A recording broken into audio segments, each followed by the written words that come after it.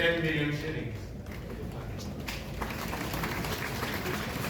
Banako bwe wa president sijja kuteekamu sijja kuvunula abamanyi okuvunula bajja kuvunula.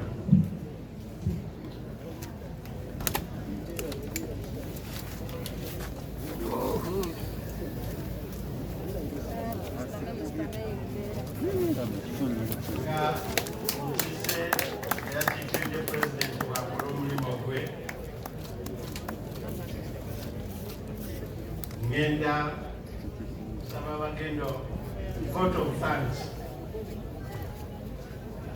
abakulu gavumenti ez'ebitundu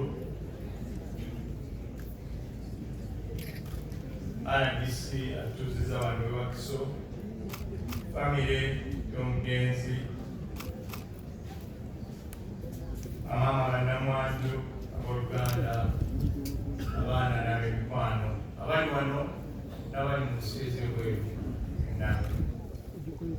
Nga bwe nagambye n'obubaka bwa pulezidenti naye kanyogere kugamba obubiri buno nga sinasoma bwa pulezidenti. Obwedda ntuddeawo n'empuliriza ebigambo ebirungi okuva luli nenaggulu ampulira ebigambo ebirungi ebyogerwa bulayimu. Nze nange mbadde mu mikwano gye era sigenda kwerabira bwe nali ngenza okujjanjabwa enagenda okutongoosebwa omukulu bulayimu yankubira akasimu nanga nti oliriddawa nagankamaye nagenda banzijanjaba nemubuuza nti gwoli otya nanga nti nja kuwona badde alina that spirit nja kuba bulungi naye byamukama ekyo tubirinaako buyinza. Naye bwedda bwe ntuddeawo nempuliriza ebigambo ebirungi ebimwogerwako okuva mu famire n'okuva eri abantu abalala. N'abantu abo bonna bakutteko ne byonna byakoze ate ng'abikola mu bwetoowaze obw'ekitalo. Nenzijukira omubuulizi omu yali abulira n'agereesa n'aga nti abantu abamu tulinga enkoko awakoberawo enkoko n'ente. Kyente kuwa lita 10 ez'amata osobola okugaba ku kyalo naye tekuba kkerere. Naye enkoko ekuwa akajja n'omwana takalya nakwafuta naye nekulaalasa bwebiika naye ekyalo kyonna tekimanya nti enkoko ekoze eki ebiise. Naye obulira mukulu kibika abantu abo bonna bakutteko basomesezza naye ng'ate abadde akikola mu bwetoowaze mu kukakkamu mu nkola nga talina kwegamba neweewunya ng'abamu tukolayo akantu bwe kati n'oyita bannamawulire bano bonna bakole ki babeerewo balabe emitwalo etaano gyowaddeyo. Eyo neba lesoni nene gyendi osobola okukola emirimu egyo.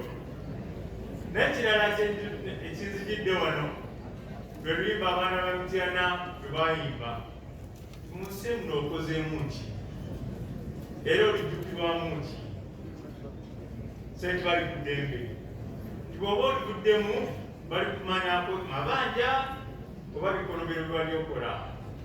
Era ndoza ne sipiika kyabadde atugamba wano naawe weebuuze bwe ndibambudde mu nsi muno okunaku olwange nga bwe luti bali kyogerako ki.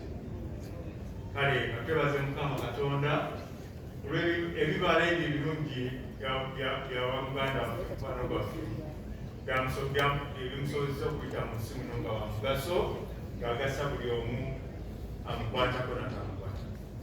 N'ebigambo ebyo kati bisobaka bwa pulezidenti obubaka buli mu Luzungu era nja kusoma mu Luzungu saagala ntakuta ebigambo bya Mukama wange.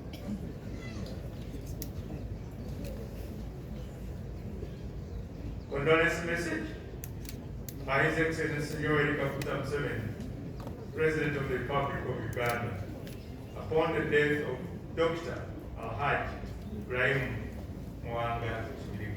11th September 2021. As you know, His Excellency is in Karamoja, in official duty, so he could not be here.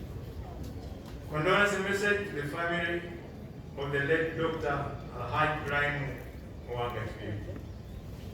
I have received with profound sadness the news announcing the death of Dr.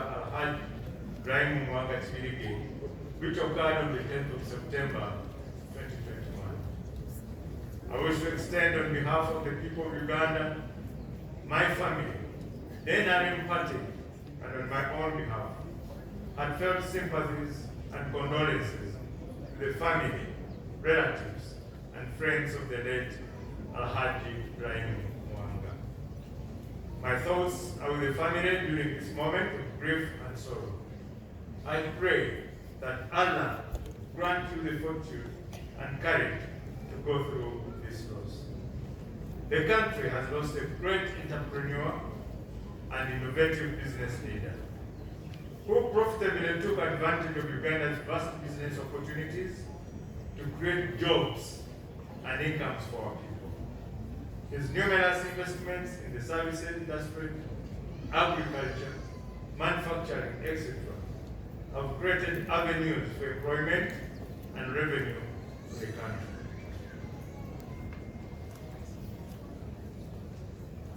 His unwavering commitment and hard work enabled him to ascend to greater heights of personal success and to create an international business empire from a very, very humble beginning.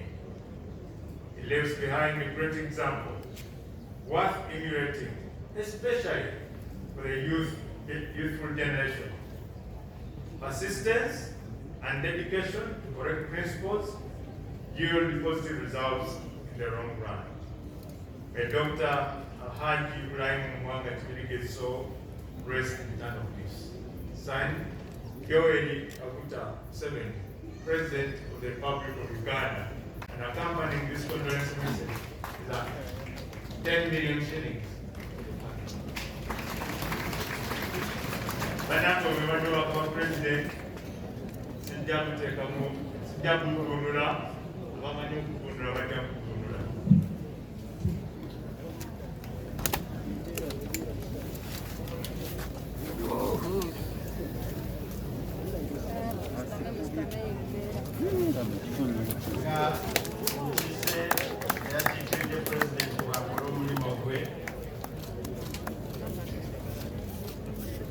Ngenda kusaba bagendo vote of thanks. Olukiiko olutegese okusiibula mukama waffe